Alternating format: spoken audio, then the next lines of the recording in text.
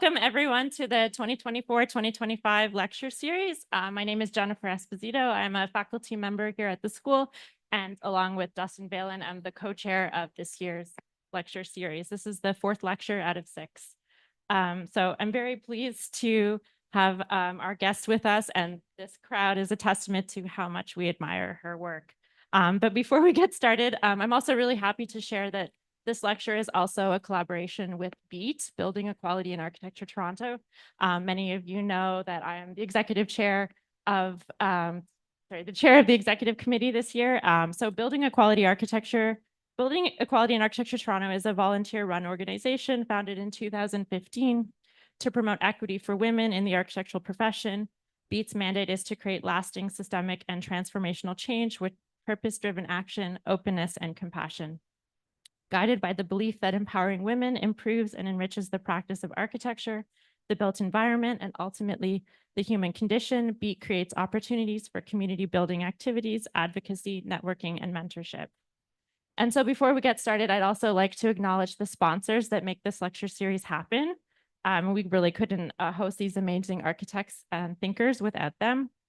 This year, BDP Quadrangle, ERA Architects, Merritt Construction, the Ontario Association of Architects, Sense Engineering, Shop 3D, and Thames and Valley Brick. I'd also like to thank all our administration and AV team, Alexandra, Francisco, and Ivan, who make things work. As you can see, are making things work. And also our lecture series committee students who work really hard behind the scenes.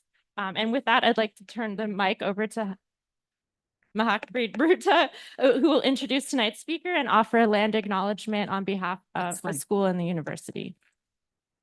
Thank you, Jennifer. Toronto is the dish with one spoon territory. The dish with one spoon territory between the Anishinaabe, Mississauga, and Haudenosaunee that bound them to share the territory and protect the land. Subsequent Indigenous nations and peoples, Europeans, and all newcomers have been invited into this treaty in the spirit of peace, friendship, and respect. Alison Brooks, founder and creative director of Alison Brooks Architects, is one of UK's most highly awarded and internationally acclaimed architects. A native of Ontario, Canada, she studied architecture at the University of Waterloo before moving to London in 1988.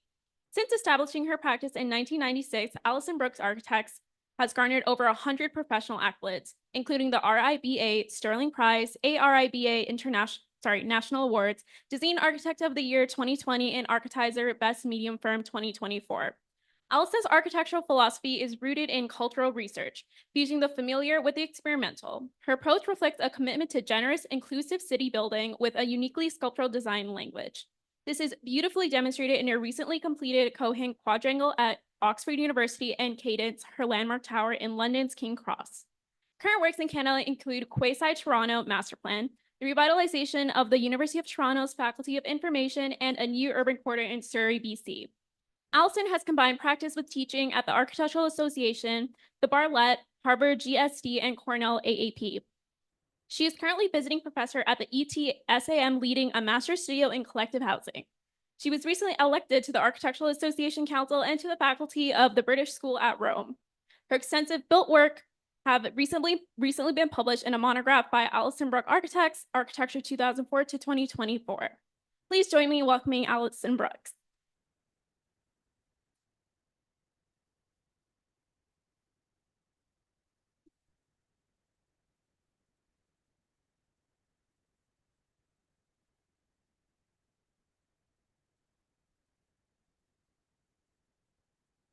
Good evening, everyone. Thank you, Jennifer, and thank you to TMU for this invitation. It's great to be here. I'm glad Canada is still here, actually, after reading the news that we get across the pond. So I'm going to start with a short reading to introduce this talk. So you may be wondering why I've entitled this talk, An Architecture of Kindred Spirits. This is an idea that's been a growing part of my thinking about architecture and its essence.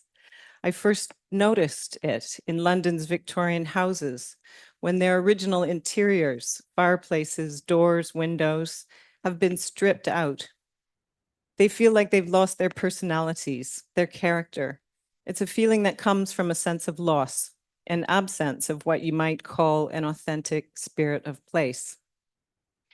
Spending my summers in a cabin on an island in the Canadian wilderness, I also felt a spiritual kinship with the forest.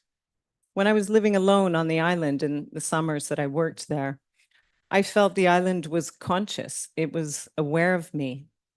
I felt a kind of trust in the trees, in the rocks, and the lake. They would look after me. Nature-based spiritualism can be understood more clearly as integral to everyday life. After reading the works of Robin Wall Kimmerer, The Braiding Sweetgrass, which I'm sure most of you or some of you have read, and who is an American Indigenous botanist.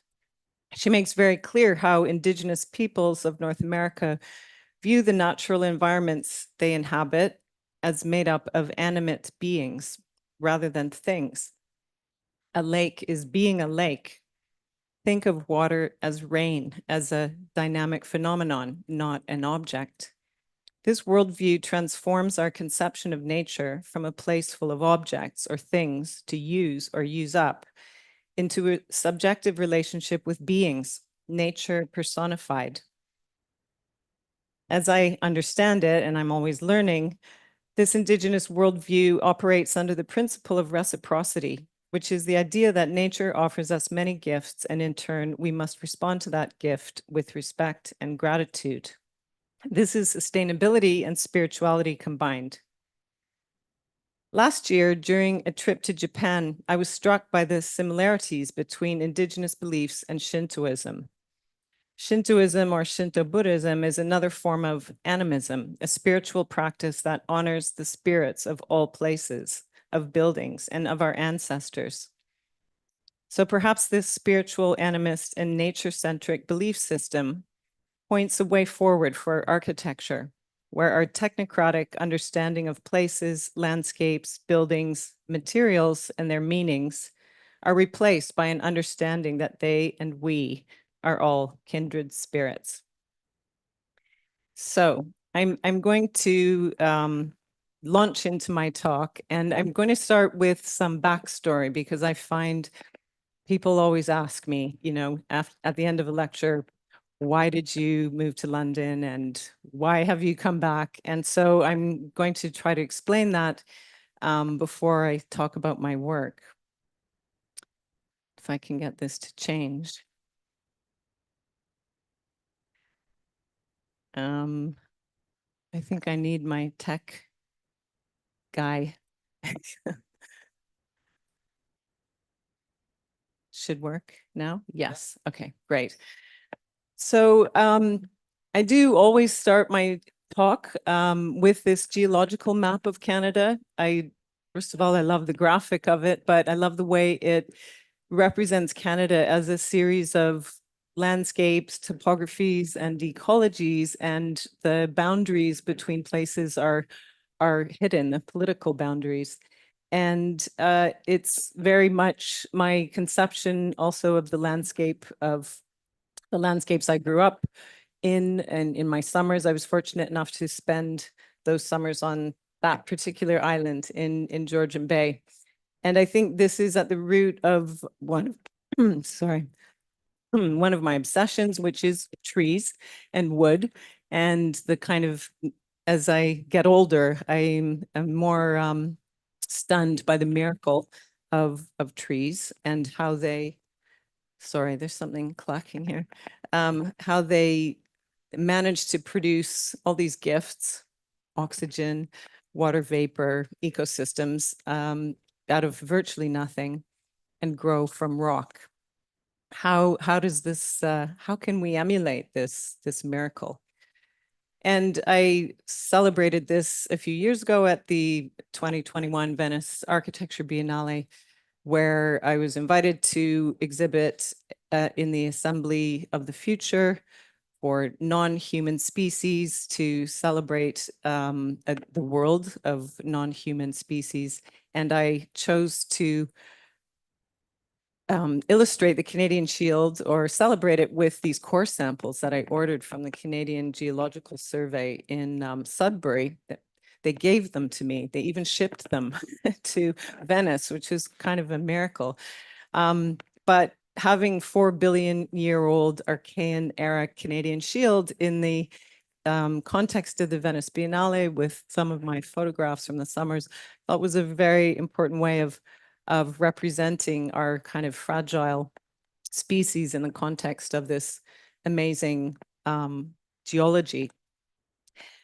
And my obsession with trees has resulted in a kind of relationship with the American Hardwood Export Council, which stems from my love of cherry wood.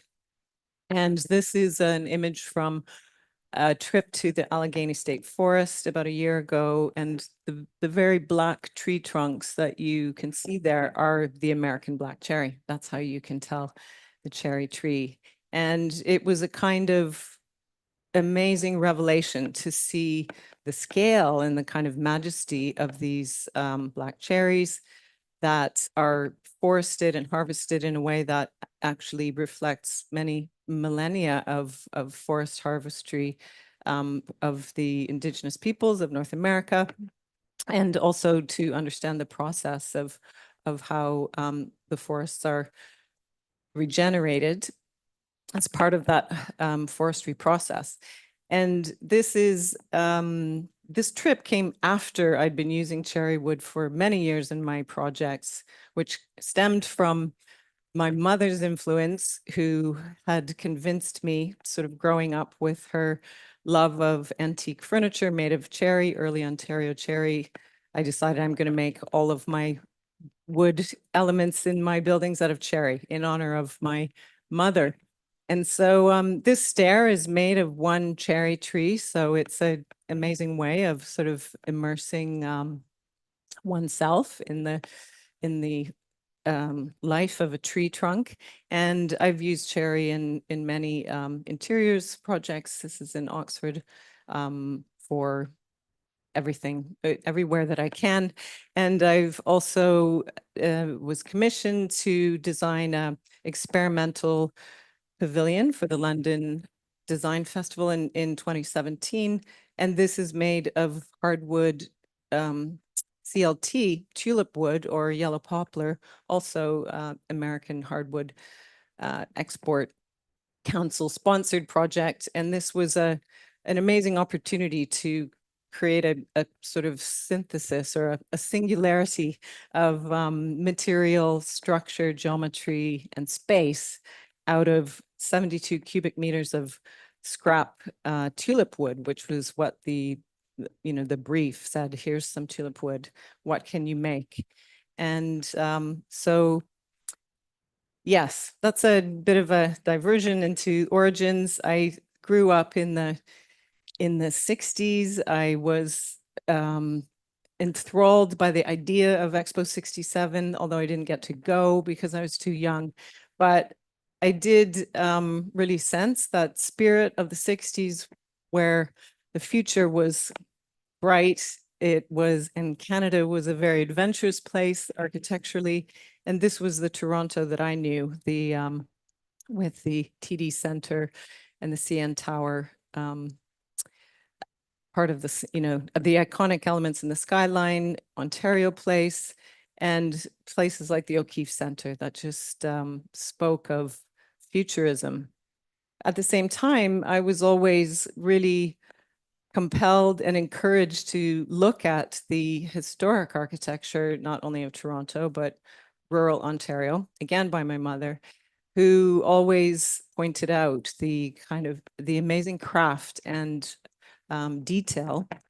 Sorry, this is really bothering everybody, isn't it? It's something to do with this this contraption. So here, maybe if I hold on to it, it'll be okay. So I had this kind of dual conception of what architecture could be and what could bring people joy, and how could there be this sort of strange dichotomy or duality or paradox of sort of thrilling and beautiful historic architecture, but then modernism with all of its kind of dogma, but beauty as well. So fast forward, I went to Rome, did my grand tour in fourth year of architecture school. Here's me in 1984 or 5 with my new romantic haircut. And I had a really amazing opportunity to stay in Place des Vosges, which you can see on the left, because my cousins, and I do have some cousins here tonight, which is amazing. My cousins, Anne and Kent Rawson, Kent, who's an architect working on the new Paris Opera, had the use of an apartment in Place des Vosges, and I and my friend were able to stay there for a couple of days. And it was, I mean, you can see the ceiling heights here because Anne and Kent are both about 6'5", and the doors, the French doors, are epically tall. And the beautiful proportions of the spaces, the gracious relationship between interior spaces, the rooms becoming balconies when you open the window, had a huge impact on me. And basically all of my housing I've done since is based on that example of Place des Vosges, of French doors, of the kind of rhythm and proportions of the European city, urban fabric. Is that better? Yeah. Okay.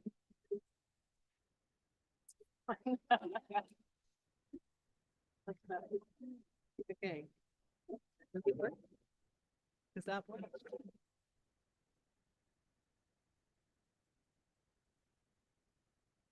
Okay.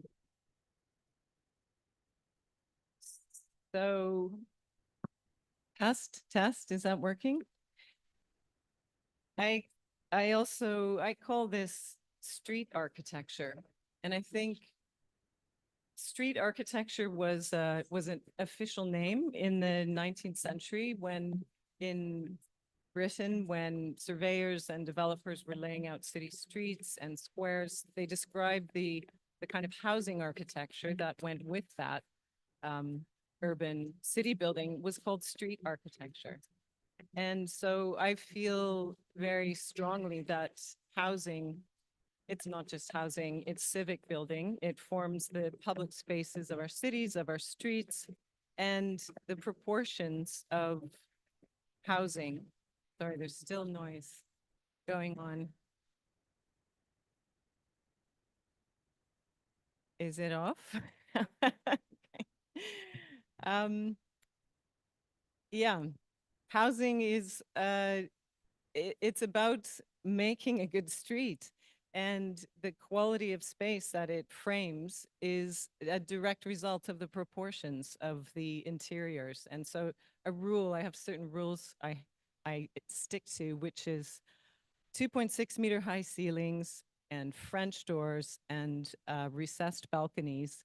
I only ever do covered, recessed, or sheltered balconies and porticos because they're the most usable spaces and they provide relief and shading and privacy and protection in a way that sort of bolt-on balconies don't.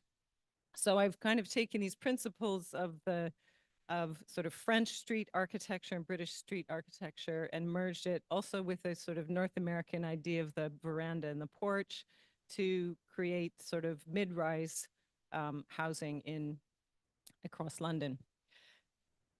Okay, so back to 1984, 85, the experience of Rome was also hugely profound in my understanding of architecture, especially Hadrian's Villa, the plasticity of architecture made of brick, and the way the place, it's a ruin, of course, but it's a place of the imagination, and the way it's not really clear where the ground is, the spaces emerge and appear from below, from above, and it's an incredible three-dimensional environment.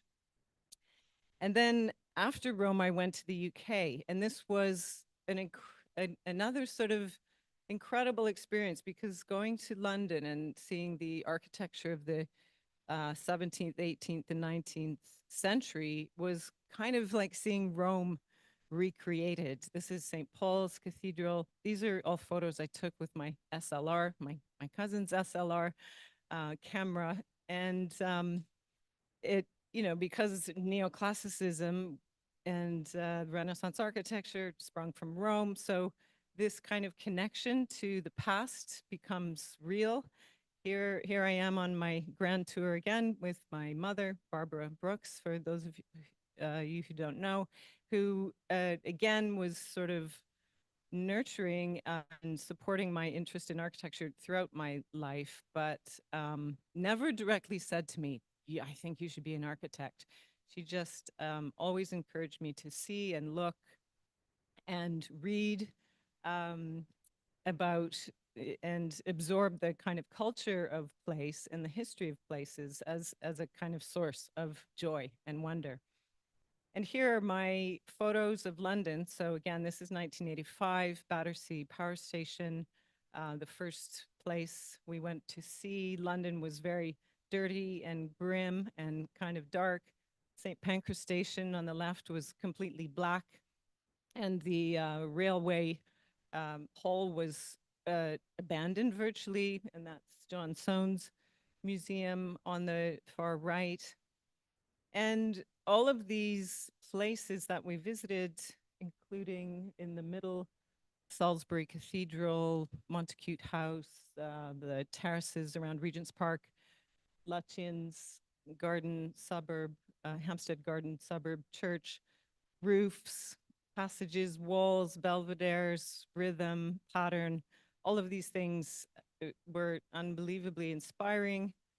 And after my thesis, this is my thesis project, the complete opposite, I took on the Ellicott district in Buffalo, New York. I thought, I have to learn how to exercise kind of urban design in the worst possible place you could find in you know, near Southern Ontario. So this was a project of kind of reconnecting a piece of city, reimagining the tower blocks, the sort of Corbusian, Ville radieuse, abandoned towers of Ellicott, the Ellicott district, and creating a social and architectural infrastructure around existing historic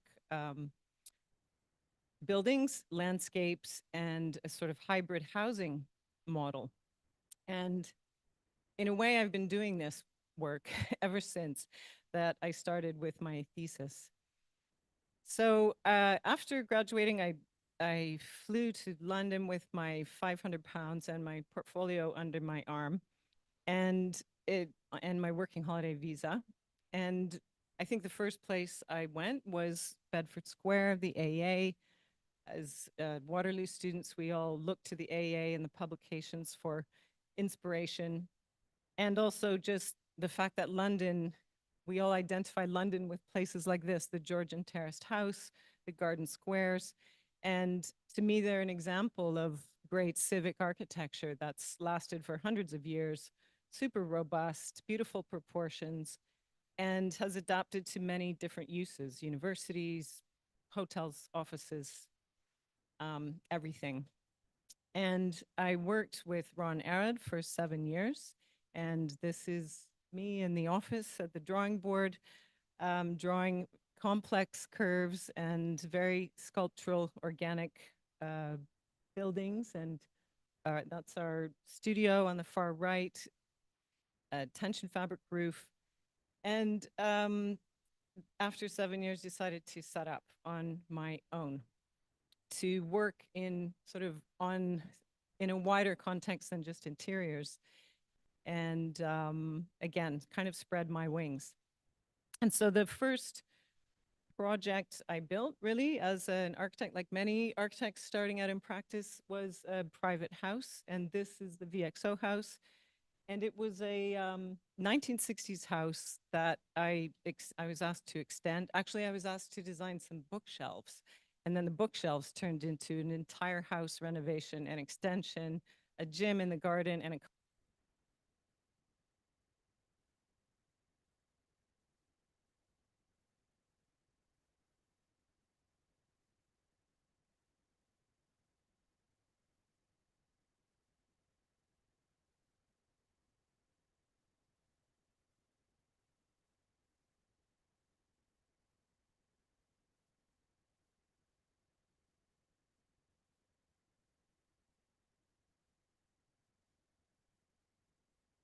behind the V column. I mean, it was intended to be playful and um, a kind of witty take on 60s exuberance. And the wall drawing by Simon Patterson was he's part of the Brit Art fame, and he did this wonderful wall drawing, which is also the wall separating the foyer from the bathroom, and is a play on the history of the house. It's a 1960s amplifier wiring diagram, and he brings together a sort of lexicon of musical figures and ties them together in very clever and entertaining ways. So that project was published, widely published. I sort of built on that PR from winning an RIBA award, which sort of rescued me from the wilderness. But the next project I did was, I thought that's it for modernism, like strict sort of 60s modernism, where everything is in an autonomous piece. I want to do the opposite and try to make an architecture out of one thing. And so this house extension was, the basic idea was to take a single sheet of metal and cut it and fold it and make it become columns and benches and walls and roof and sunshade, and reduce architecture to its absolute essence, and so it practically disappears.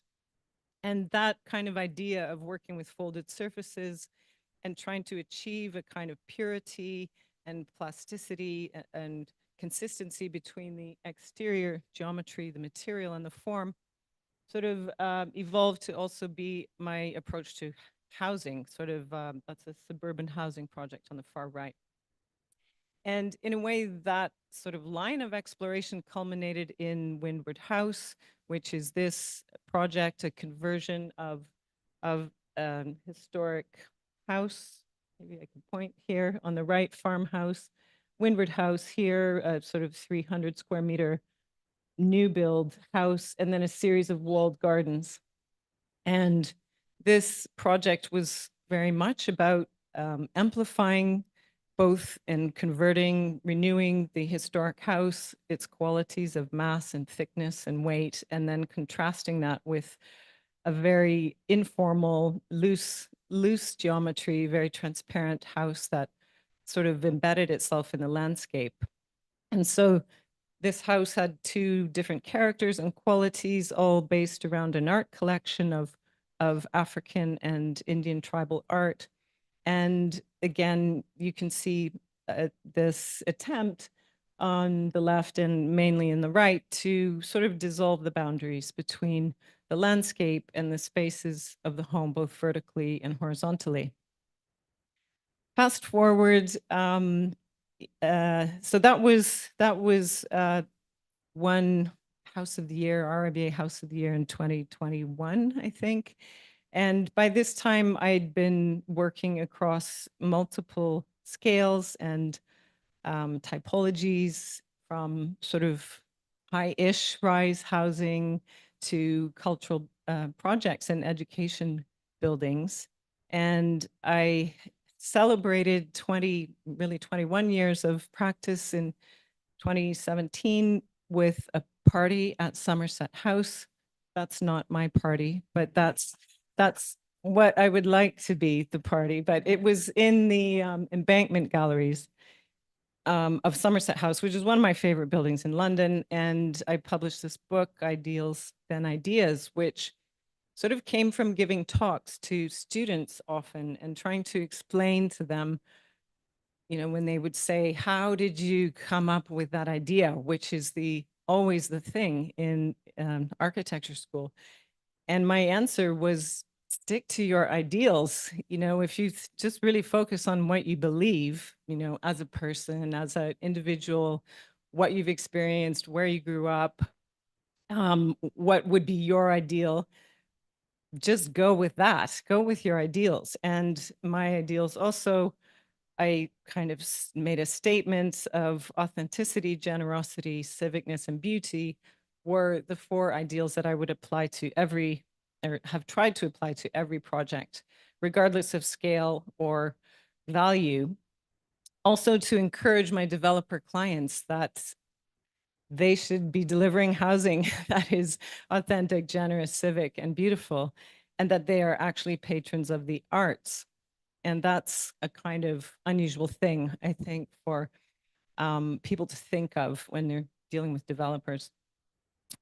And I also, over that period, exhibited at the Venice Biennale several times, and this was in 2018 in the Arsenale, an exploration of the free spaces of housing, roof space, threshold, inhabited edges and passages, sort of as an immersive experience. And then in 2021, I was asked to exhibit, and this was a kind of exploration of how the ground floor of housing, like the main, the surface, the civic surface and spaces that housing provide are sort of operate in a really fundamental way in making the spaces of the city. And so that's why the sort of upper stories are detached and hovering above the base.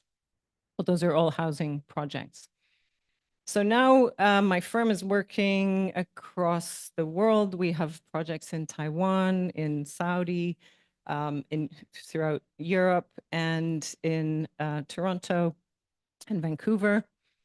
And these are some of the projects that are on the drawing board. So again, a really diverse set of scales and textures and types depending on place and climate and context. And I'll talk about those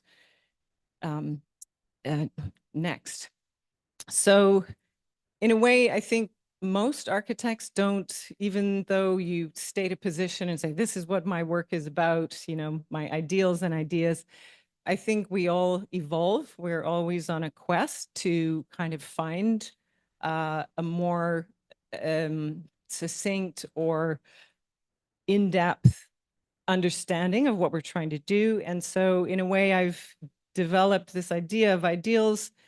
It's not just the ideals. I think architecture is a cyclical and circular conversation. It's a dialogue between memory, context, nature, and of course your ideals. And the exchange of ideas sort of flows around in a circular way. And I think that forms a kind of rich source of kind of inspiration for my work. But the intention really is to create a sense of identity, of community, and belonging. And this, I think, lies behind this idea of kindred spirits as well, the idea of architecture working sort of in concert with community, with place, with memory. And how can we find that synthesis? And I think early on, this idea of material identity was really expressed the first time I sort of made a sort of overt gesture of using material to create identity was the Folkestone Performing Arts Center. And the cladding is inspired by the scallop shell, which is fished in Folkestone's harbor. And the scallop shell is also a symbol of welcome and pilgrimage in sort of Christian iconography, Georgian architecture. And I sort of reinterpreted that as a billowing translucent skin. A super low cost building. So we worked with really basic materials, expanded metal. Here experimenting with the effects of the fluted metal colors behind that would glow at night. And this, in a way, this idea of experimenting with materials and making them instrumental and active in terms of facade is something I recently explored in this project. It was a competition for the London School of Economics Global Hub and Institute for Africa on Lincoln's Inn Fields. And this project was to partially retain this building here and reimagine it with 65,000 square meters of academic space. So I formed a team with Studio Contra based in Lagos, Nigeria. Because it is the Institute for Africa, I thought it's really critical that African voices and kind of creativity and imagination inform our response. And we were shortlisted. And our scheme is both a kind of urban project of connection, trying to create a public space that connects Lincoln's Inn Fields to the new institute, connect London School of Economics campus, connect to its nodes, make this permeable passage and place of gathering. And we also work together looking at vernacular settlements from African examples of places of gathering and translating that into a plan form and an idea of how the ground floor gathering spaces of this building might work. And that axonometric on the right sort of illustrates that. And we were also working with retaining at least 50% of the existing building and its concrete structure, inserting a major auditorium space into it. The whole building had to be naturally ventilated and passive house. So super demanding brief. And then the core of the building was this new idea of an agora where the auditorium was open to the street and would invite passersby to participate in the debates and activities in the new building. But I guess the main intention here was to find a new language to express this kind of global, like the global South, and the kind of merging of a language that is both referencing the local context, the Great Hall, and the sort of neo-Gothic and neoclassical buildings of Lincoln's Inn Fields, and merging them with a kind of African and Asian vernacular based on wind catchers and using terracotta as ventilation chimneys on the facade. So those fluted elements were part of the ventilation strategy, but also a form of expression. Unfortunately, we didn't win. We came second in this competition.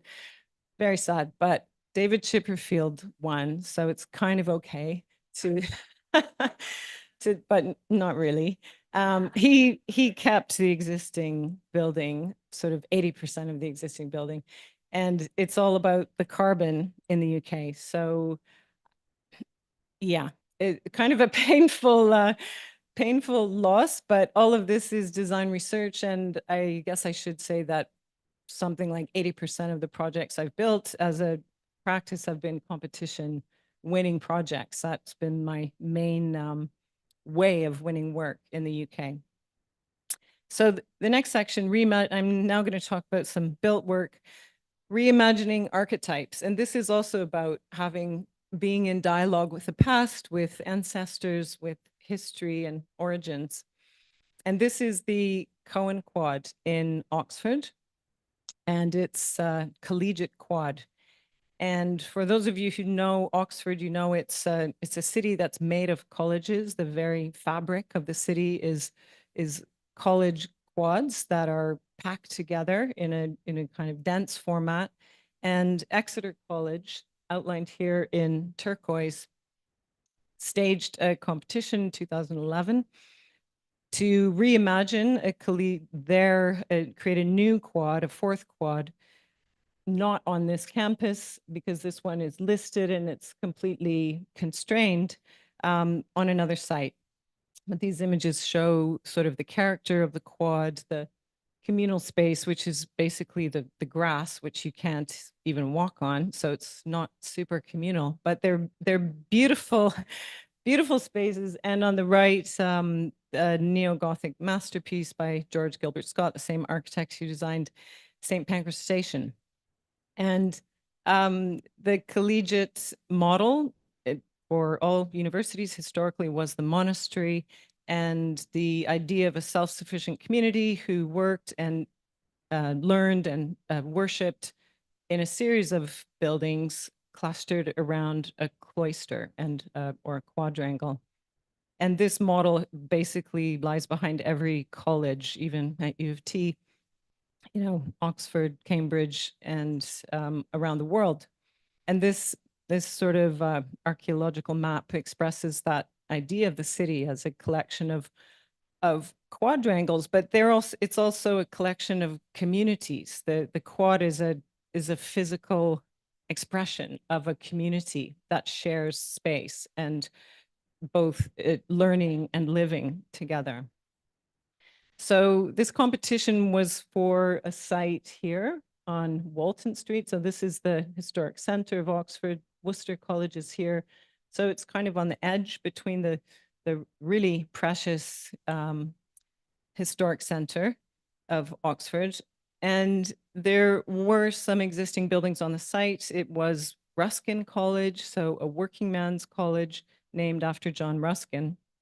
That building was built in 1913 as Edwardian Baroque, not a masterpiece, that building, but it's important in terms of the public memory of Oxford. It was one of the first sort of working men's places of education.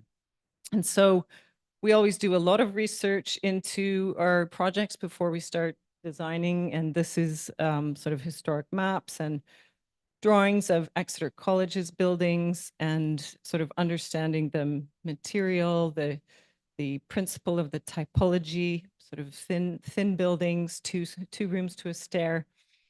And at the first stage of the competition, we were asked to just do a 1 A4 page illustration of our approach. How would we sort of take on the project in any shape or form? And so this sort of think piece here just showed a whole series of how you could completely rethink the quad, the traditional form of the quad. But at the second stage, and we didn't say which one we were going to go for, but at the second stage of the competition, we basically decided on this S-shaped partie, the plan form. And the key thing about that is that it enabled us to retain a historic facade, not the whole building, create a south-facing quad and a north-facing facing the gardens and a north-facing quad facing the historic neighborhood. And it created a sort of space of potential in between the kind of knuckle or the crux. And this partie became well, we won the competition. And this idea of straddling a boundary, kind of loosening that boundary between town and gown, between the gardens and the street, became the organizing principle for the building, along with the idea of cloisters, a kind of reinterpretation of the cloister from a sort of inward-looking space of movement to one that connects in a way the journey of this building, sort of moving through a historic portal, reception and teaching spaces. But these two cloisters, one inscribes a convex ellipse in the space that it creates with a series of timber fins with glass between, and then a learning commons at the center, and then a concrete cloister that does the opposite in terms of the geometry down here. And the culmination of the journey is the auditorium. And this, it's a very complex brief, this building, also very packed, like everything in the UK. There's not a lot of land. And so this idea of journey connects the two parts of the building and also its landscapes. And that's the model from the Venice Biennale, part of our kind of Campo Marzio of housing projects. So this is the plan, the final plan, and you can see in sort of the dark ink the retained facade, but it's an entirely new building, reception and teaching spaces, the glazed cloister alongside an amphitheater, landscape amphitheater, a learning commons in the middle, and then leading to more teaching spaces and an auditorium. And there are sort of 4 levels in the center parts, 4 split levels. And these sort of ideas of journey, of 3-dimensional connection, of an ambulatory are all kind of embedded in that plan form. But it was also an idea of massing, how we could add more height to the site, an additional 3 stories, which is radical in Oxford, and sort of disguise and soften that mass with a curved roof. So again, the idea of a single plane of metal that's cut and folded and wraps around the accommodation of the building like a cloak, and steps down from sort of 6 stories down to 1 as it moves along the site. So this is the kind of the way it's all packed. This is the basement, special collections, archive, lower level learning commons, amphitheater, and then the main floor with teaching spaces in pink, the open space of the learning commons and the courtyards. And then the student rooms, the sort of engine of the project, 90 student rooms with family kitchens on several stories, and then more teaching spaces up under the roof and more accommodation at the highest point. So it's like a campus in a building of living, teaching, and working and eating. And the idea of the kind of identity and iconography was really inspired by the spire, George Gilbert Scott's amazing chapel, and this sort of leaded flesh. It's one of the most famous spires in Oxford, of place of dreaming spires. And so I thought it would be interesting to express that as a surface that has a very clear identity and sort of renews the identity of the college and expresses this idea of home, a kind of softened architecture rather than ecclesiastical and pointed. We had to sort of write several books, kind of academic and scholarly articles to justify our design approach. This is to get planning consent. This book here is a history of the evolution of roofs in Oxford from the 11th century to the present day. And that was part of our material that we had to submit to get it through the planning process in Oxford. And here the roofing material is being manufactured in Enfield. So it's kind of amazing. There's still something being made in the UK. And we made, so this is actually elevator wall material. You know, when you get into lifts and elevators, it's sort of like nibbly stainless steel. So it's called Rimax. And so it's been stippled and bead blasted and oxidized to create these a kind of subtle reflectivity and 2 tones of color. And then here's a very fast forward through the construction, hybrid construction, concrete and timber. I wanted it to be a kind of celebration of building craft. Here's a happy roofer installing the metal shingles. This is also building on the spirit of William Morris, who is an alumnus of Exeter College and a student of John Ruskin. So, you know, all of these kind of histories and characters are connected in the UK. And this is a quick journey through the building. So the restored facade, opened, windows lowered, trying to make this a more welcoming language, and just a hint of a new building at the roof level. And the foyer is a place of orientation. You can see the courtyards and are drawn into the building via the cloister. It's made of really only 4 materials: in situ concrete, stone,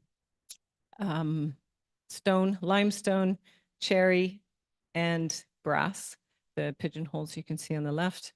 And really, these material choices are about also avoiding paint and drywall. I always try to avoid drywall. It's much better to line walls with timber or something that's self-healing that you never have to redecorate. This is also about reducing carbon.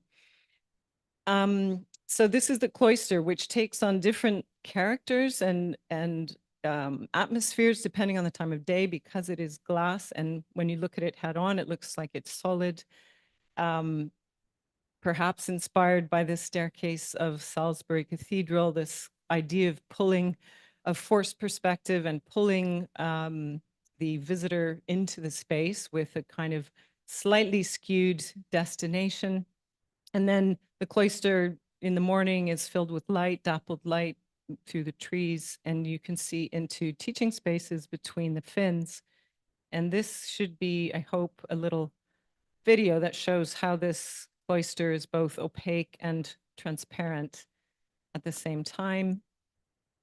And this is how it appears from the exterior. And here you can see the cloister leads to the Learning Commons. And this is this 4-level social space that's at the heart of the building, the first in Oxford, a sort of open, informal space for students to study and socialize, and they use it for exhibitions and events. And so in this space, you can see panoramic views to the street, to the gardens, places to be secluded or acoustically separated with this suspended room looking the other way.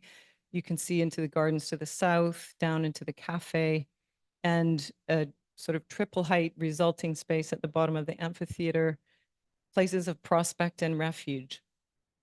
And transparency, also really critical to help students to feel like they can go into any room and work and study there if it's not occupied, and feel safe and connected to the rest of the community. And then the foyer to the auditorium.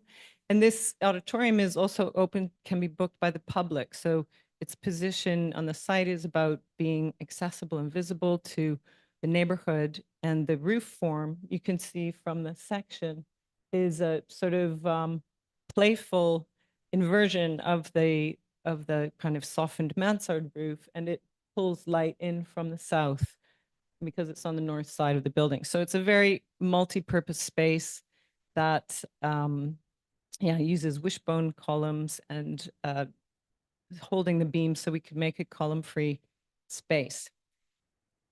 All of the corridors have places to sit, places to study, so they're not really corridors, they're places of gathering. This is the archive, special collections archive, and Boleyn's diaries are in that archive, so it's got some really incredible history. And then the journey through the building, the stairs, we always pay a lot of attention to making tactile staircases where you can see into other places in the building. And then the kind of engine, the student rooms, no dead ends, windows at the end of each corridor, family kitchens that are also study spaces, and then the student rooms, some of which are under these curved roof. So we get this kind of automatic variety and sort of lovely, softened organic spaces up under the roof.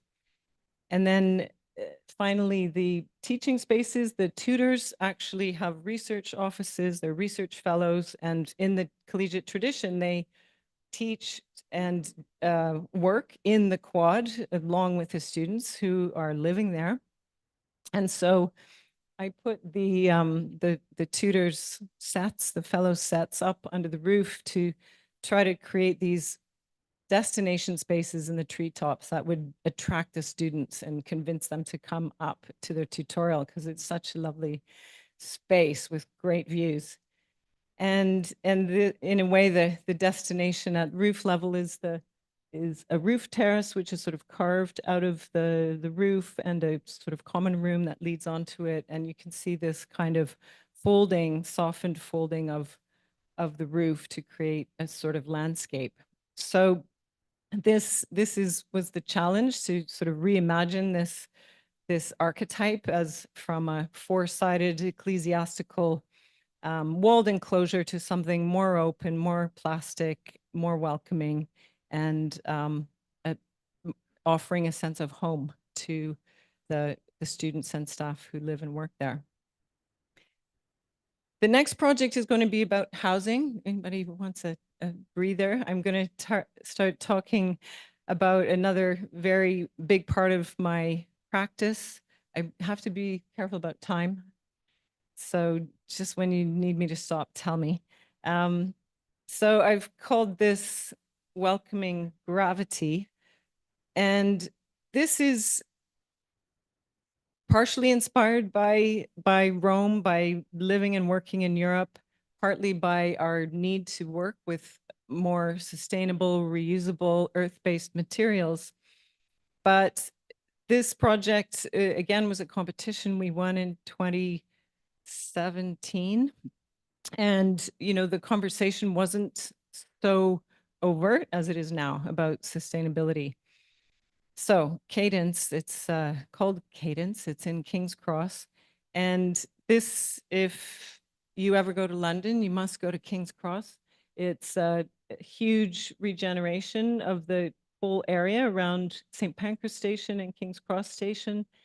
And the developer worked with London Borough of Camden for about 10 years to agree this master plan, the urban design of this piece of London. And then they basically every plot in the master plan was subject to a design tender, invited design competition.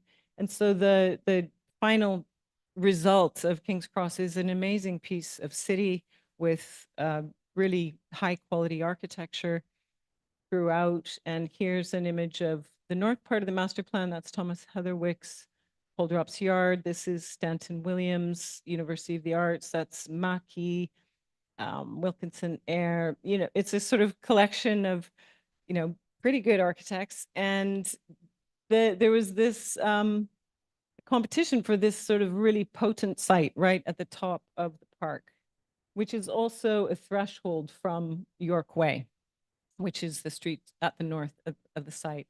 And so after I'd been trying to get work with Argent for about 8 years, I sort of went to visit them every 2 years or 3 years with my portfolio. Finally, they invited me into a limited competition. And so to me, it just seemed kind of obvious to try to bring the spirit of St. Pancras Station, which you can see now is no longer black. It's this unbelievably vibrant orange, the most extraordinary brickwork you could imagine, 3mm mortar joints. St. Pancras Station, exuberant, neo-Gothic, George Gilbert Scott again, and King's Cross Station with its fantastic long span arches, sort of 20 years earlier than St. Pancras Station. Place des Vosges, Markets of Trajan, I think we're somewhere in the background. But I felt that the northern part of the master plan needed to bring this kind of spirit of King's Cross to sort of animate and activate and remind everyone of these origins. These are sort of competition models trying to find with models and CGIs, a kind of overly ambitious sketch with lots of arches. But fundamentally, I think these diagrams express often my approach to housing is to start with the absolute maximum volume and mass that you could, that's permissible on the site, and then carve away to reveal a form. And so this was the master plan maximum envelope with the Thameslink tunnel trains going under part of the site, sort of gradually carving away to create good depths of building. 15-meter deep is a pretty good standard for housing building depth. And then courtyards and sort of carving away at the perimeter of the building to bring light in and views to all of the units and getting the mix. There's affordable housing, 50 units of affordable housing embedded in green there at the back of the central tower. And I call this project a courtyard tower because it's a hybrid of a courtyard building, a sort of perimeter block and tower.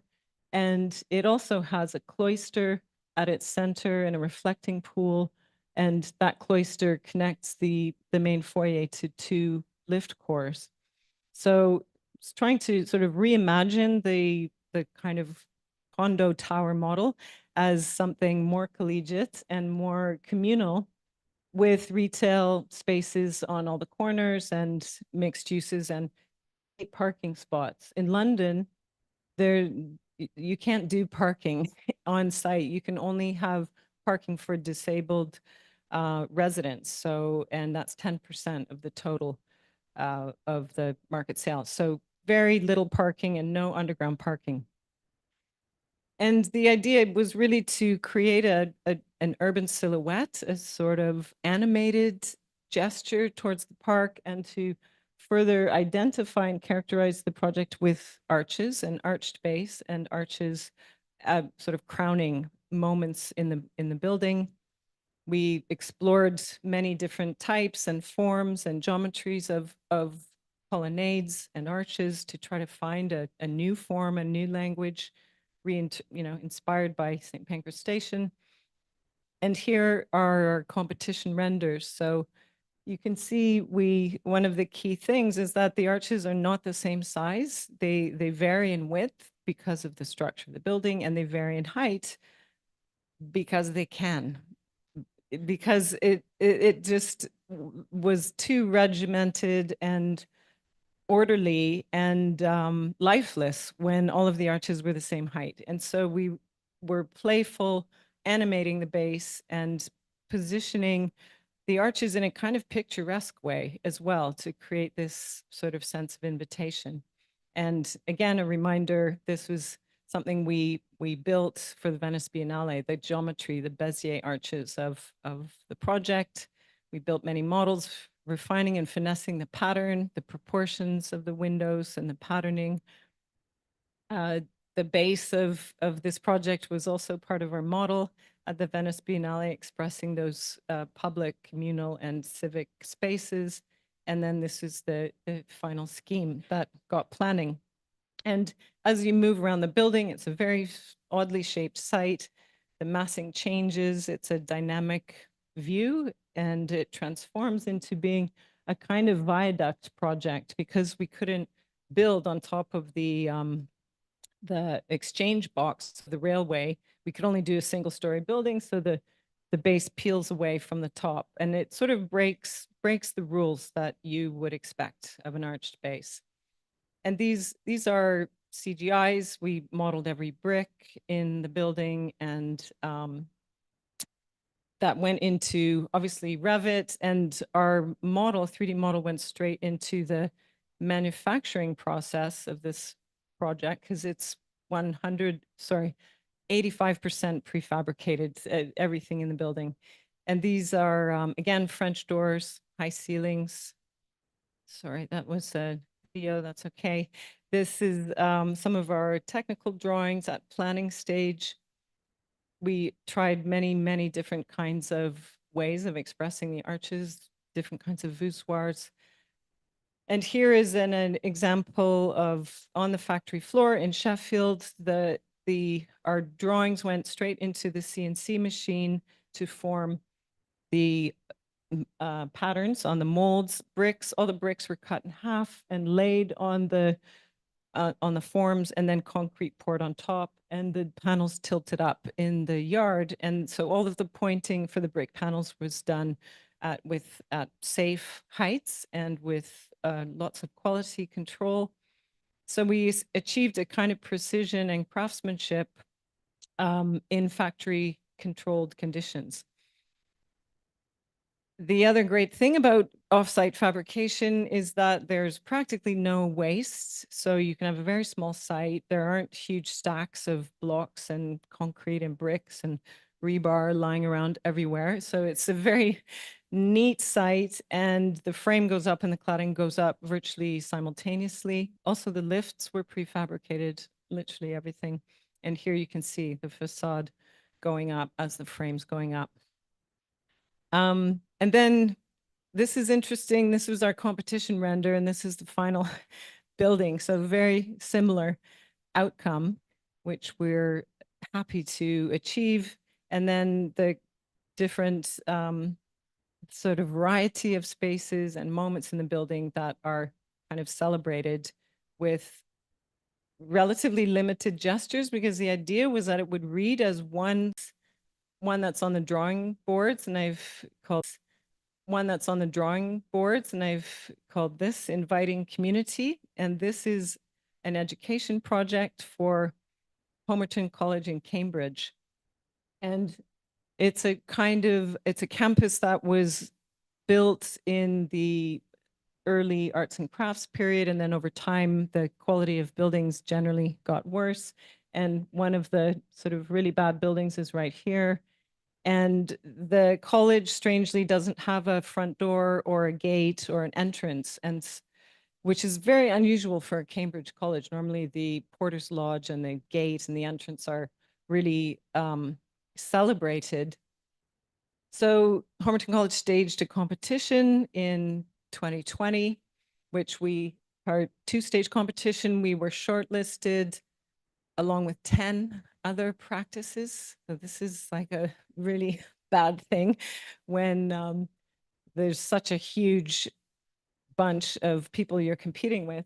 But anyway, luckily we won. So the idea of this building was really to create a very visible lantern, a place of welcome that's really typified by the veranda, the gesture of the veranda, transparency, so you can see the Porter's Lodge, see everybody coming and going. In the campus, a place of orientation, and then with 2 stories of adaptable study, research, and learning spaces above. And one of the key challenges of this brief was to be net zero carbon. So it's a mass timber frame that was optimized using parametric software in terms of spans and dimensions. So the structural frame, the idea of the veranda, stacking the program, and this kind of omnidirectional result, which really was inspired by, you could say, the Renaissance villa, or other examples of buildings that are sort of symmetrical on 4 sides. And this is the plan. So Porter's Lodge, entrance and welcome areas, and then 2 stories of teaching above. So this project is, all about creating a place where everyone can be oriented, and its language is inspired by some of the arts and crafts buildings on the campus are very eccentric. They combine sort of arched windows, dormers, brick columns, a super eclectic identity. And we were trying to kind of synthesize that and transform it into a kind of more coherent form and a beacon that invites and welcomes and announces the campus to Cambridge. So we've done full construction documents for that, and we're just waiting for the button to proceed with tendering. And now my last project's returning to roots. So I am going to talk about working here in Toronto. And I really love this photo because it shows in a way that it's not such a familiar view, but this relationship of the city to the lake. I think you all don't appreciate how lucky you are to live in a city next to a lake. It's just amazing to come back and just have water there, this incredible lake that's being a lake right on your doorstep is such a gift. And also just to have such sky and horizon and all those wonderful things. So I was invited to participate in a competition for Quayside in 2021, I think it was. And again, because Quayside, Toronto waterfront, it is on the shore. And I was just thinking a lot about, what is the shore and what was the shore of Toronto, because it's all synthetic now and landfill, and what happened to the way the kind of ecology of the province, of the locality met the shore, and how can we possibly restore this relationship between sort of nature and the lake? in a place like Toronto waterfront, which is here. And so the ambitions of the master plan, 300,000 square meters to be all electric. Our project, our specific project within the master plan is a 70-story tower with approximately 900 homes. But the main thing about the master plan was really to, and this is it in the context of a completed project, and you know this better than I do, the completed parts of the waterfront. But the idea really was to bring 3 architects together to create a collaborative master plan and to sort of rethink the relationship between, well, somehow try to restore the connection of this inbound site to the lake. And it's also next to the Gardner and Lakeshore Boulevard. And so the master plan idea was a kind of great timber warehouse that lines Queens Quay West with mast-like towers along the Gardner. I mean, it was sort of unavoidable, inescapable to do that because that's the way these projects work in Toronto, because there's so much social infrastructure that this project has to deliver. So you have to provide the density with these super tall towers. We also have cultural, there in the future, there will be cultural uses and public space here. And, you know, this is a long-term master plan. And we developed in detail the first phase here. And this was my building here and in the top left-hand corner. But before I get into that, this was sort of still at the master plan stage. The idea and my hope and my dream, which I still have, was to try to find a way to, for super tall buildings or condos, tall buildings, to act as a bridge or a stepping stone for birds, for insects, for pollinators, to act as a bridge for ecology and nature. And how could we get our master plan to create this a kind of ravine condition, a sort of tree condition, and also underground. This is very ambitious to allow animals to get past the Gardner and other obstacles. And just again, drawing into these things that you're all very familiar with, but the quality of the ravines, the bark of trees, the kind of vastness of the forest, the verticality, how to bring that complexity to the site. And so our idea was to create a community forest. Again, this is very ambitious, but rather than sort of a very curated hard landscape, to imagine the site as an original forest that is populated also with buildings. And so we worked also with SLA on this concept. And here you can see just many different uses happening in the timber building, and the bottom 5 stories of my project were planned for education uses.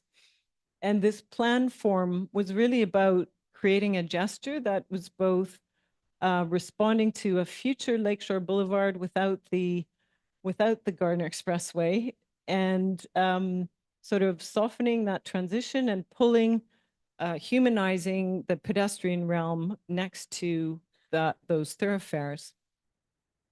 So here you can see this very, very tall thing that is trying to create a new relationship to the lake as a stopping point.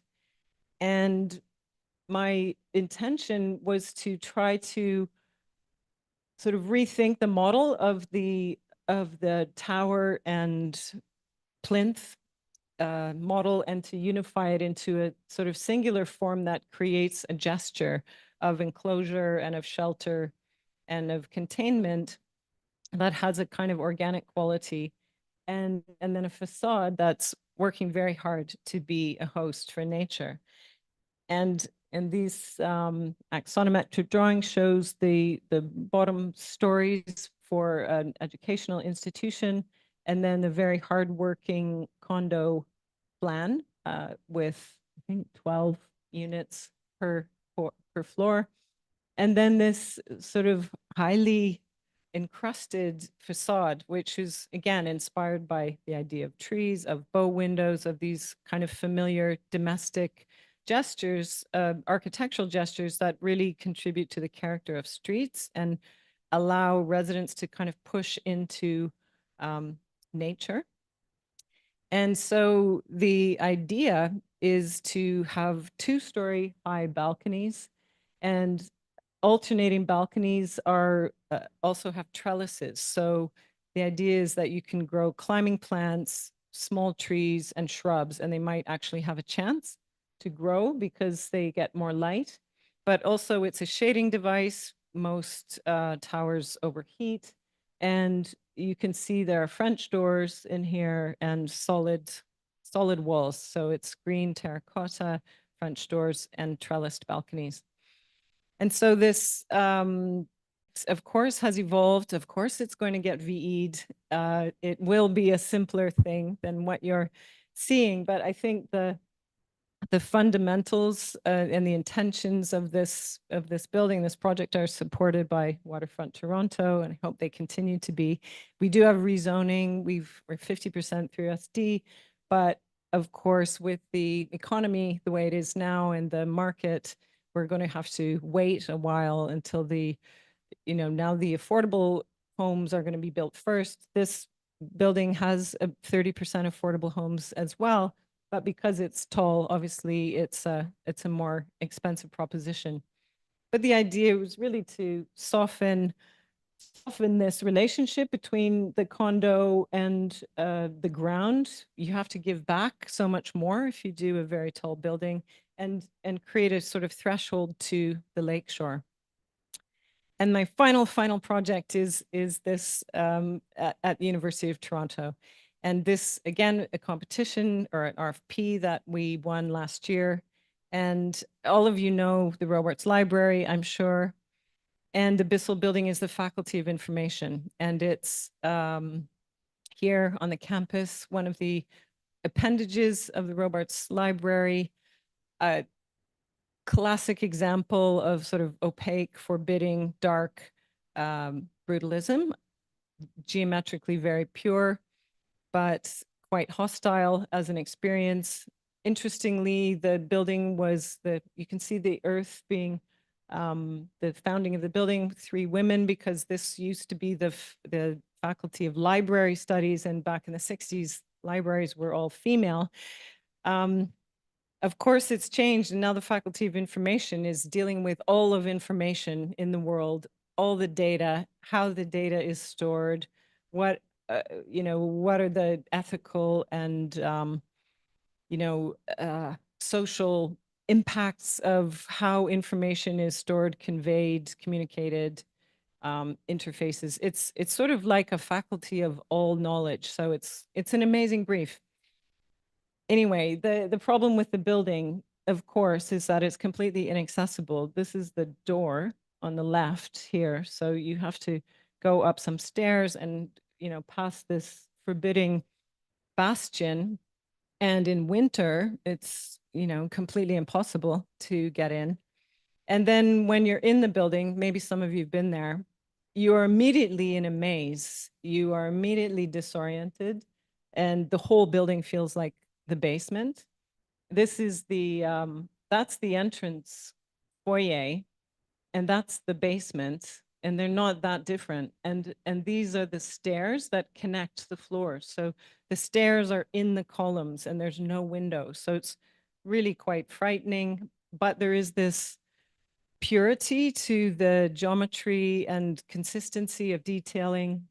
Ceilings are all coffered die-grid ceilings, and this was a model of the original building. And interestingly, the intention of the building was to have a more transparent base, but it wasn't built like that.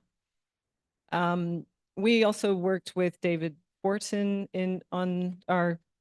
on this project, and it was also very interesting and educational to work with him and to try to bring an Indigenous understanding of knowledge transfer and the way information or knowledge is conveyed and stored and transmitted in Indigenous culture, and how could that manifest itself in our project. We studied the kind of spirit of the Robarts Library, its proportioning systems, ordering systems, and how the sort of mothership might inform our approach to transforming the Bissell building itself, which in very simple terms with these three diagrams, our idea is to transform the approach to the building with a sort of extension to the north to make a new front door, a new place of arrival, to open the center, to create an atrium space where people can see each other, the community, and interact, and open the building also to views and the campus, because at the moment you feel completely disconnected. Of course, this is all controlled by, conservation considerations and cost and carbon. But the fundamental transformation is, at the moment, this is the ground floor, which feels like the basement because there are no windows. And our proposal is to take out 2 floors, to create this communal common space so you can see the auditorium, the kind of vintage auditorium, make those visual connections between floors, move between the floors in a safe and transparent way, and also kind of transform the reading of the building from this opaque, it's been nicely rendered and cleaned up here, but from this very opaque edifice into something that offers a gesture of welcome to the street, that sort of responds to the stacked stepping and nested forms of the Robarts Library.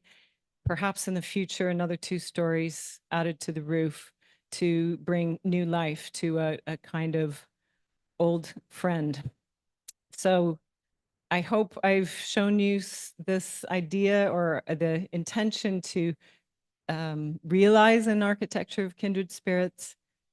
Please order the book. And thank you very much.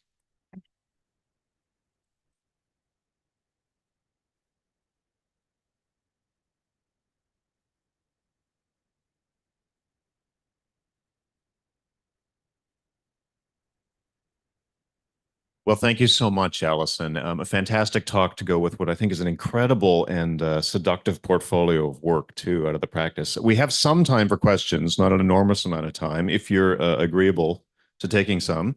I am going to come around with the mic, though, because a number of people were snowed in. You might have noticed there's a bit of snow outside. So we have a number of people joining us on Zoom. Are there any questions from students, members of the public?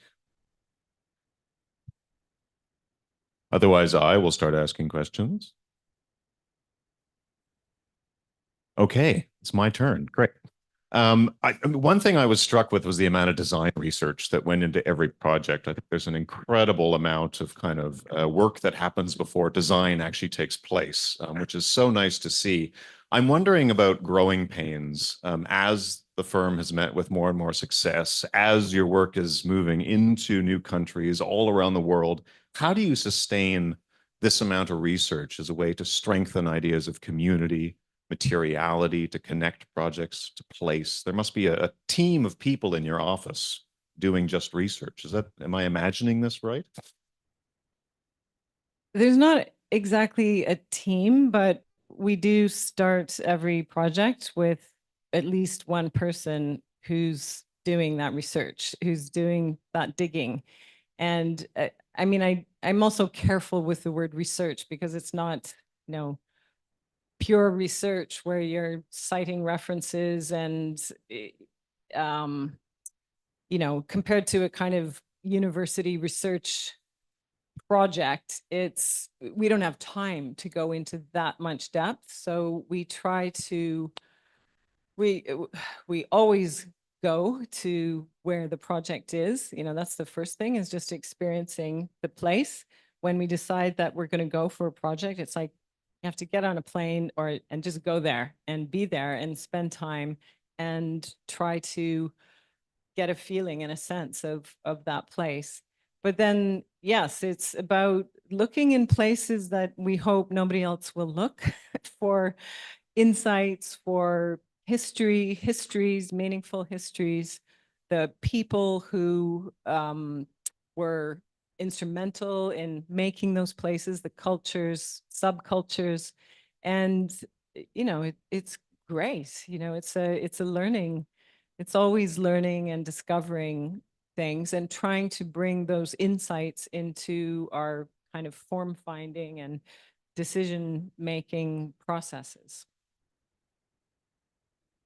But sometimes, you can gather stuff. Like we normally work with Miro boards, like everybody does, putting everything up there on the board, in an organized way, trying to find, there'll be sort of categories of research, like the historic maps, and then it will be, people who, famous people who may have lived there or worked there, or artists or poets or filmmakers, or, trying to find the kind of social history of a place as well as the physical history, mapping that, collecting everything on a kind of pinboard, a digital pinboard. We also print out a lot. And then, there is a sort of curatorial process, and some of it is collective. We do it in teams, but also sometimes it's down to me. I sort of connect, or something that somebody describes or finds. I think, that's it. That's the way. And I think this is, sort of your fate as the leader of a practice. You have to be the one ultimately who stands behind a decision or a story or a narrative. And so and that connects to, I think, the idea of authorship, which I know is a kind of complicated term. Everybody wants to collaborate and co-create, and I totally am into that. And I love that, working with communities and stakeholders and listening and learning from them. But again, at the end of the day, somebody has to make a decision and sort of decide, of all these voices. Collectively, you can kind of vote and decide, but also at a certain point, when it comes to making something, you have to stand behind that thing as an individual and as a practice. And it's like writing, when authors write a book or a novel, the author is, you sort of want, I think we as humans want to know who that author is. There's a kind of connection. And so I think authorship and authenticity are also connected and part of that sort of quest to find the right voice and the right means of expression for a client and a project.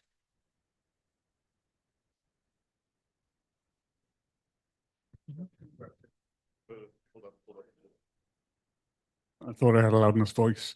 Two questions. One has to do with Waterloo and your roots in Waterloo, and the other one has to do with carbon. So maybe the Waterloo one first. Waterloo as a school has its roots in cultural history and memory and context. Has that played I'm guessing that plays a huge role in sort of, how you think about projects and approach design. Just for Yeah. context, I think it's worth maybe like Absolutely. just talking about that a little bit.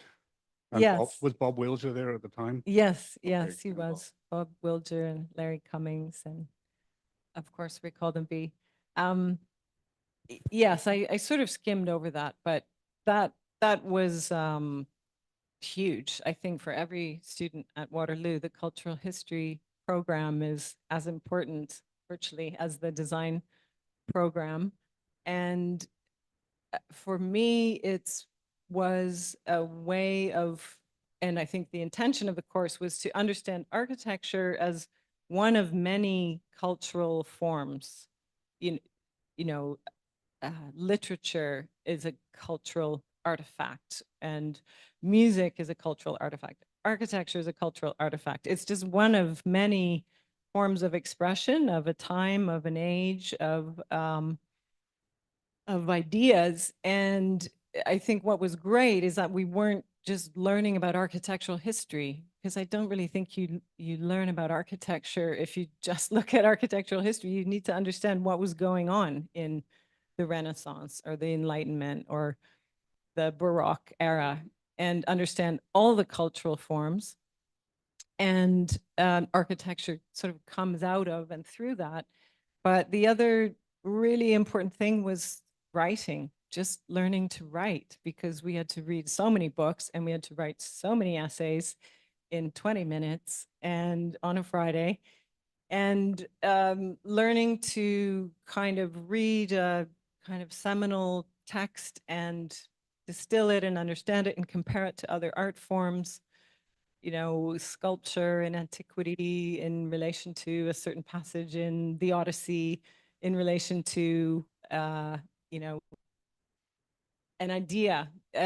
All of this was, I think, really good practice. I think as an architect, I probably spend more time writing than I do drawing, because you have to, you know, it's quite, of course, you have meetings and you're on the Miro board and sketching and all of that. But actually, when it comes down to it, you have to articulate your ideas with words.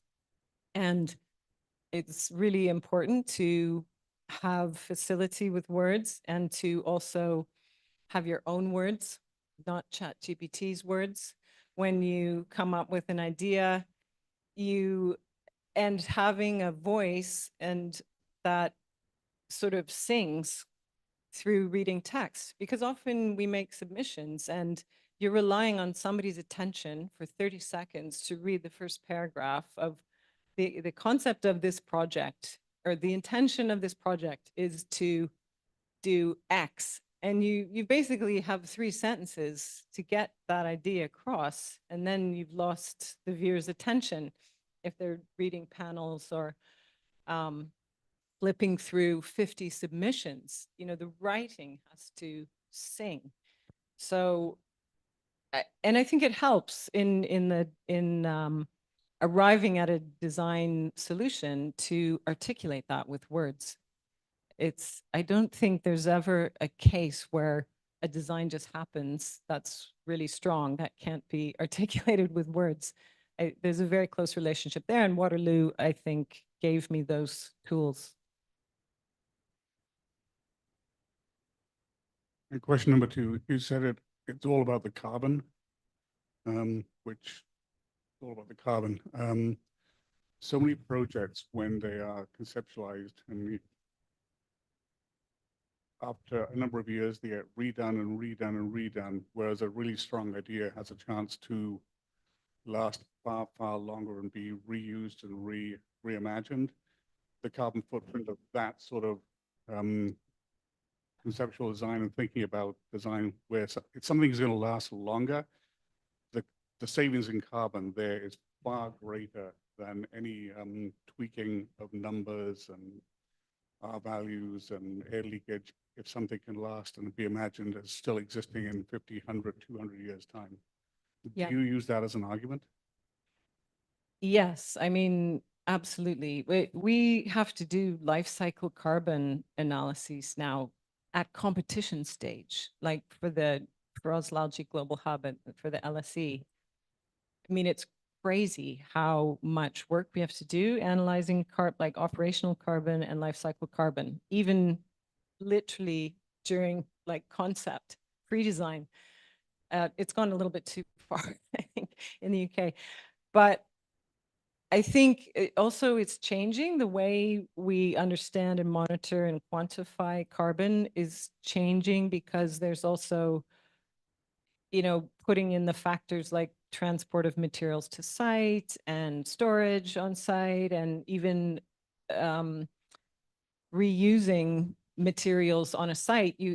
When you're reconstructing a building, you have to take them off site and store them and bring them back. And all of this has carbon implications.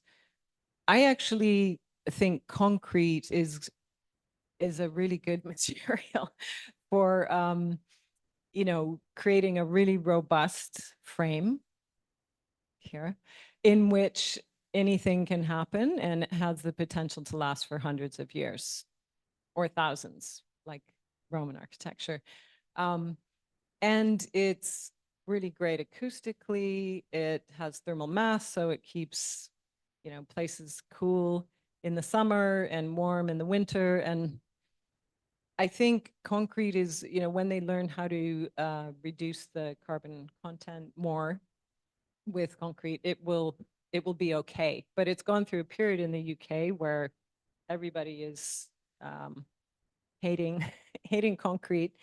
And but the other really interesting thing is the need or the understanding now that if you do really athletic things with concrete and steel, that is creating a lot more carbon than just bringing the load down to the ground in a really straightforward way. So, suddenly small span grids are the best way to build, using the minimal amount of steel and the minimal amount of concrete, or doing slightly domed concrete slabs so you can thin the concrete slab in the middle, working in a more intelligent and modest way with materials to reduce the energy and carbon of making them, and then just the work they're doing. So it's interesting. It's sort of, and I think it supports the idea that when you bring a load to the ground with a column, that is an opportunity to do something fantastic. The way buildings meet the ground was sort of canceled by the modernists. Everybody wanted buildings to float, get rid of all the columns, long spans, cantilevers. But I think so many of those responses just leave you with this kind of blank expanse of glass, which is the most uninviting and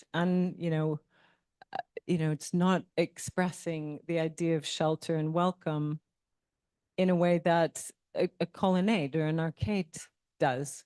So I think it's sort of interesting the way our understanding of what these sort of devices or, tectonics in architecture, they have a different dimension now that you have to assess them on the basis of energy and carbon.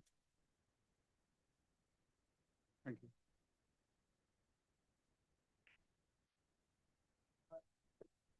If you might speak to sort of the growing bureaucracy in the competition process. And, have you ever been excluded from invitation to a competition? And I also have another tiered question about, as a firm, doing 8% of your design work come in from competitions. How do you mitigate risk in terms of time management dedicated towards putting that towards competitions?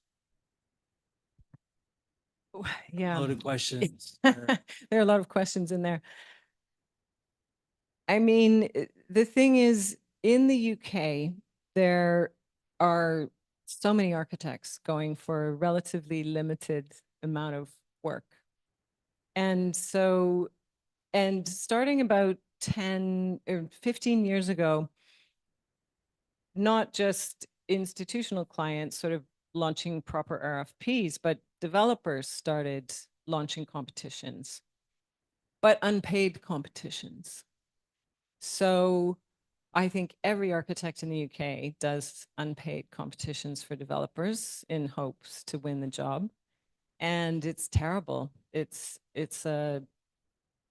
think it's, yeah, it should be, a stop should be put on it. And I think here, the OAA and in Canada, architects who are registered have signed some kind of commitment not to produce designs for nothing, which is, I think, really good. It's part of the code of conduct here. I don't know if that's really true, but in the UK, there's no rule like that. And it's really tough. I mean, you do learn to get better at them, but it just is the way it is there. There's no way around it. And for me, as like 20 years ago, as a foreigner and as a woman and with no connections and no family and no anything, I just had to, competitions were a way for me to at least get in the door and, you know, sort of prove myself through design.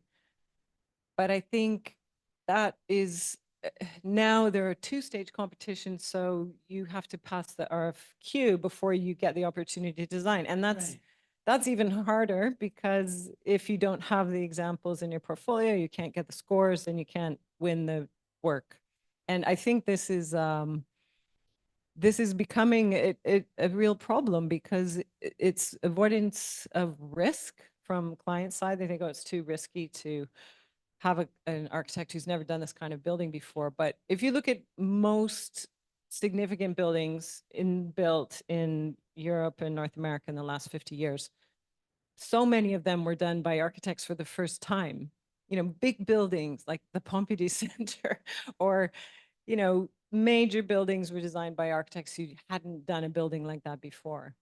And that kind of culture of trust, I think, has been lost, or yeah. But I think it will change, because I think now, as we all ask, you know, clients and institutions ask for proof that the way you work as an architect is diverse and inclusive and equitable, and how are we contributing to social value, and how will we employ, you know, people who live in the neighborhood throughout the course of the project. Like, we're being asked to do the most incredible things in terms of equity in our projects, but the clients who are commissioning this work are not equitable in how they commission the projects.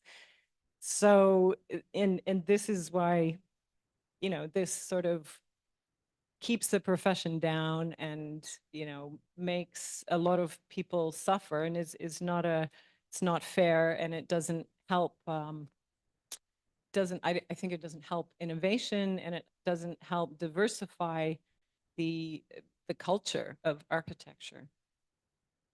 So I think, you know, it's kind of coming to a point, I think, in the UK, where there's going to be a sort of major campaign to get our institution, the RIBA, to do something about it. And I think virtually every architect would sign up to a pledge to say, like, that's it. No more, no more architecture for free, no more unpaid competitions.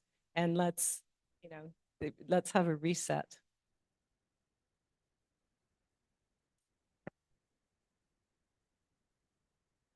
Other questions? I think we have time for maybe one or two more. No, we also have dinner reservations coming up at 8:30. Which is in 6 minutes. How fast can you walk? If that's it, then I think we'll close there. Can everyone please join me in thanking Alison again for making the trek all the way down here?